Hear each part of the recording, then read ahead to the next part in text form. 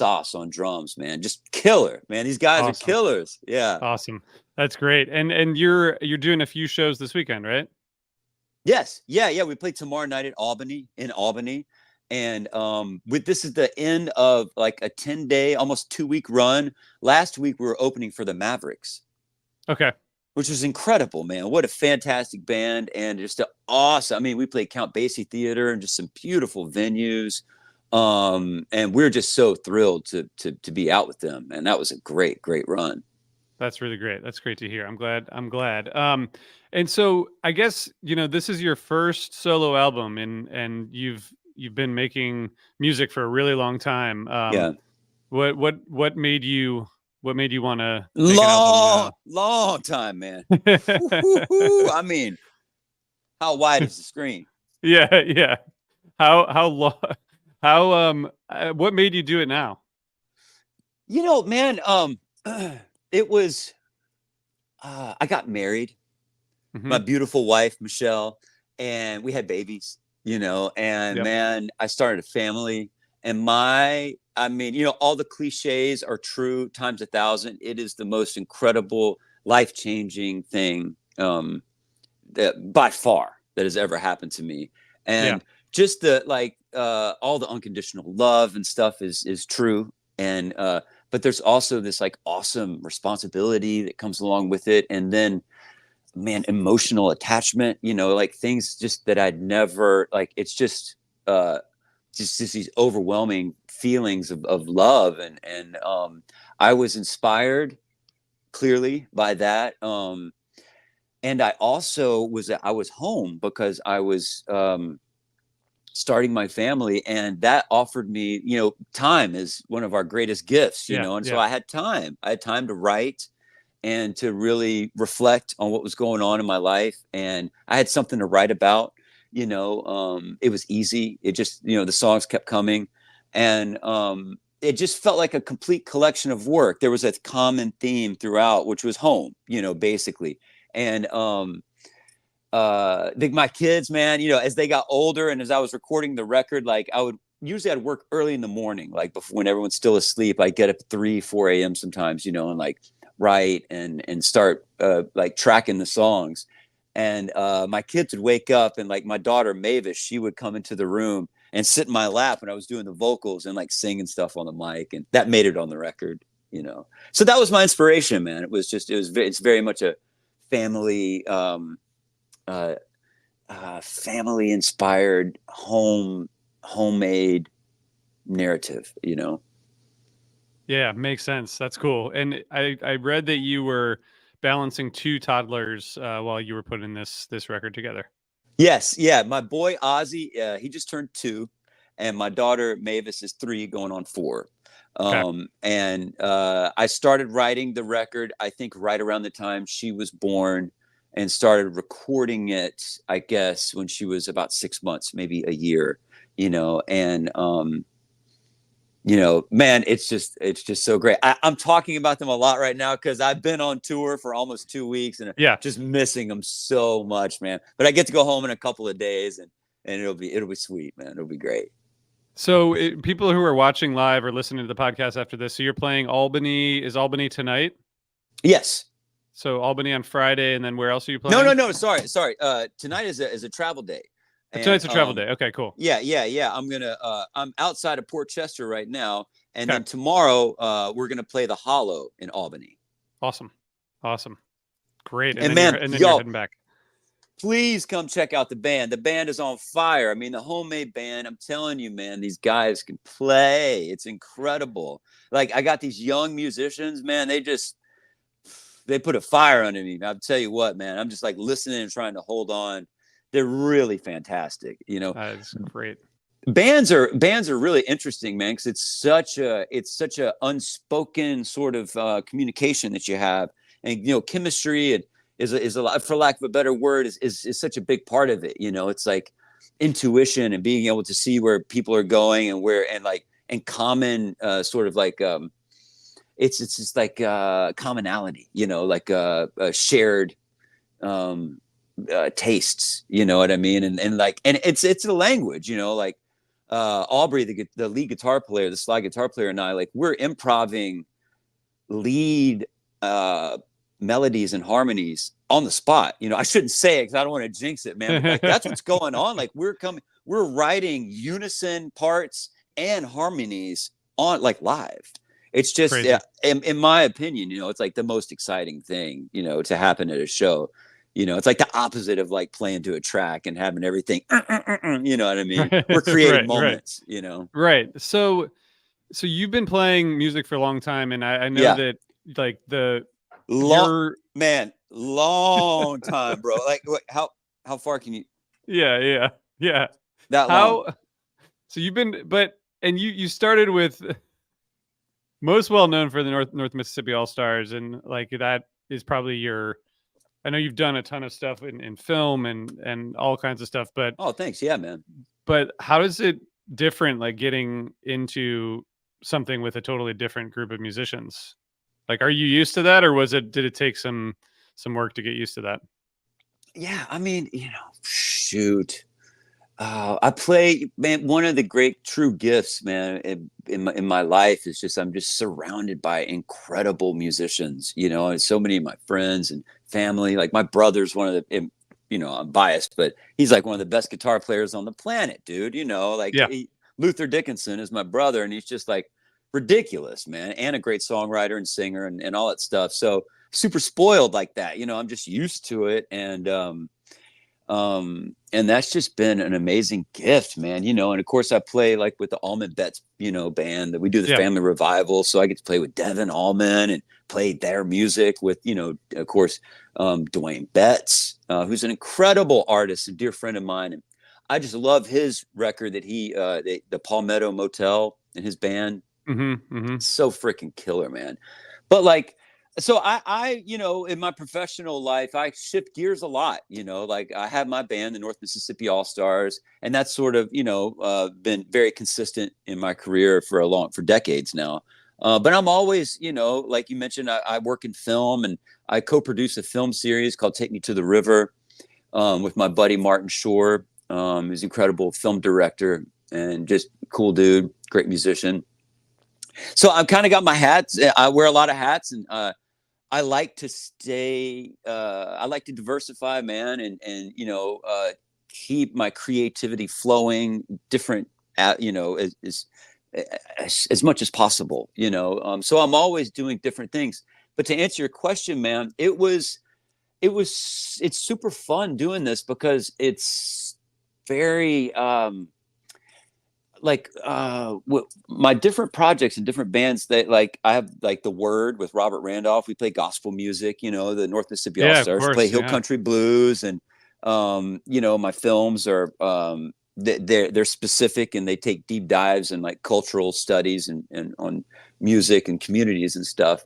But the Cody Dickinson like homemade band is whatever, man. You know, it's like I just Mhm. have complete freedom. It's like this incredible creative, it's like, so it is liberating in that way. It's like Yeah. we can just, you know, literally go up and make it up as we go. We can do whatever we want, and that's really like my favorite. Well, I shouldn't say my favorite, but it's what's been really exciting about this. But sorry, that's a very long-winded No, no. It's answer. all It's not hard, man. It hasn't been hard at all. If the most difficult thing was memorizing all the lyrics, because I have Yeah. like 10 new songs, and you know, I'm walking on stage, and you know, so there's a bit of a recital type vibe to making sure that I remember that third verse after that long solo, Yeah. and I'm like thinking about notes, and you walk up to the mic, you're like, oh, you know.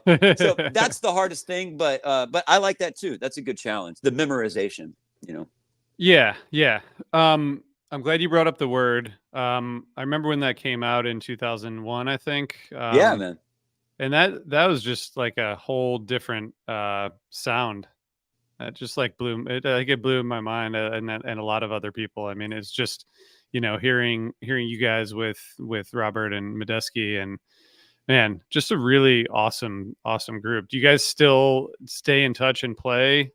Absolutely, man. Thank you, Yeah. RJ. I love it too, man. The Word is it's powerful, man. Sacred Yeah. Steel music is just beautiful. You know, like the slide guitar being like a voice, and like you know, those like the gospel like melodies and the runs. It's just so expressive and beautiful. And Robert is just a super talent, clearly, and a prodigy, frankly. And Yeah. like when we started playing together, man, it's like I was just hanging on. I'm just trying to keep up, man. And Medeski, man, a musical genius, Yeah. Uh, Yeah. but currently, the word is we're recording new music. We have some new stuff. We have probably about half a record worth, half an album worth of new music. But John Medeski has been very, very busy. Yeah. You know, Yeah. uh, he's I forget what all he's doing, man. He's playing with Warren Haynes. He's in Warren Yeah. Haynes' new band. Yeah. He's also I saw that he's been playing with Jaco Pastorius's son. Yeah. Felix. Yeah. Felix Yeah. Pastorius Yeah. and Keith Carlock or whatever his name is, like the baddest drummer on the scene. Like Keith, I think he plays for. He's actually a Mississippi guy, but he plays for Steely Dan and stuff. Yeah. Keith Yeah. Carlock, for you drummer cats out there, if you haven't heard him, man, check him out. But anyway, so John's busy. John's killing it, So Yeah. I honestly, he's almost always in New Orleans for Jazz Fest. He wasn't there this year, He's just killing it, So Yeah. we'll catch Yeah. up with him when the time's right, I guess. That's great. That's awesome. So this album, which I got to listen to, and like I mentioned, hopefully that I've already mentioned that. If I didn't, it came out on last Friday, the 21st. It's called Homemade. You can find it wherever you listen. Thank you, the RJ. styles, yeah, of course. The styles are all over the place in this album Yeah. in a good way. Like you're hitting on a lot of different styles of music. Just curious Totally. how you approached that, and whether you wanted to, like whether you wanted it to be touching on so many different kind of genres and influences, or if that's just right. is that just how it worked? Well, going back to what I was saying earlier, like this is my freedom project. This is where I get to truly express myself without being like genre specific and like, like that gets very exhausting as an artist. You know what I mean? It's like I understand that people have lanes and they master those lanes, and there's a lot to be said for that. But man, I just started writing music, and I let the music take me on a journey, and that dictates what the genre will be on any given song. And I'm just very much an open book in that way. There were a couple of songs on the record, like "Walk Right In," for example. It was intentional. I was like, okay, this is going to be a blues song.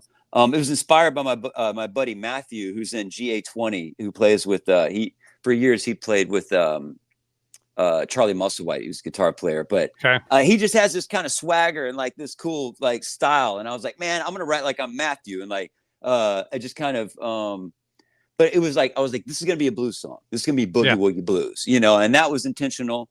And then like Homemade Blues, the song Homemade Blues, I actually rewrote. It was a slow, like melancholy type, really deep ballad with all these like crazy weird chords and stuff. And I was like, I'm going to simplify this and just turn it into like a hill country blues song. So there was some intent in the direction of the record, but for the most part, man, I really enjoy just playing all different kinds of music. And I played all the instruments on the record, which is kind of crazy. Like every note of the music you hear, like I played. Like so that that's a interesting part of the process too, which is like I'm just I like to keep the recording loose because I'm self-producing, so I don't like really dwell on the parts and the performances so much. I really just try to get a inspired performance and keep it, not fix it and not edit it too much. And I also like to jam the songs out at the end. It's like I play the song, and once the structure's done and I've gotten the sentiment, I just let it keep going. And a lot of times the songs, I leave it on the record and they just fall apart, man. They just like implode, and I love that. It's just fun. The easy answer is, man, this is just me having fun and like it's not super calculated or anything, Yeah. That's cool. That's a great way to be. Thank you, man. Thanks. How have the album songs kind of evolved live, if at all?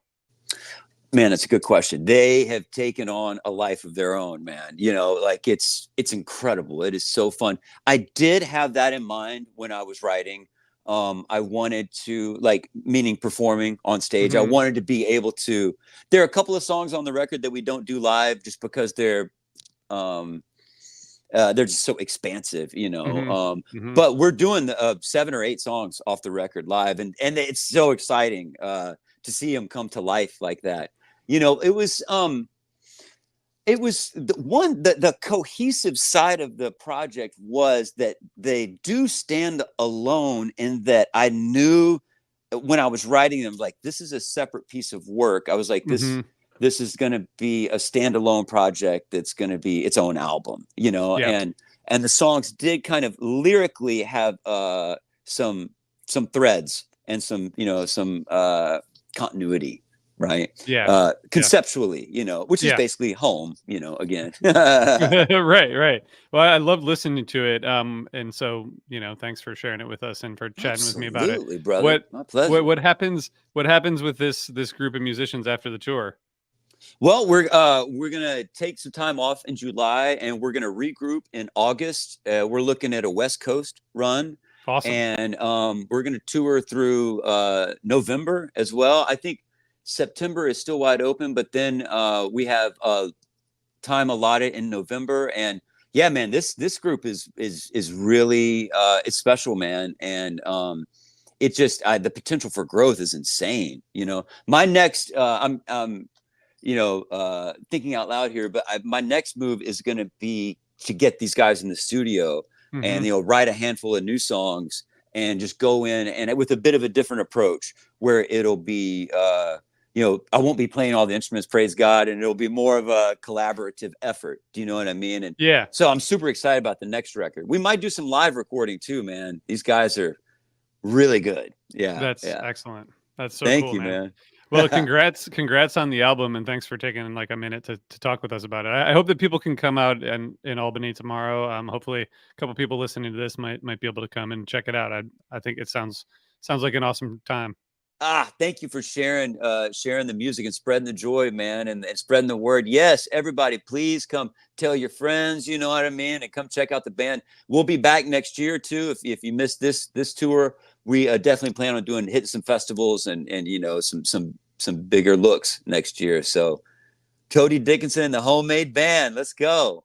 That's awesome. Thanks, Cody, and thanks You're everybody for welcome. tuning in. We'll see y'all soon. Have a good weekend, man.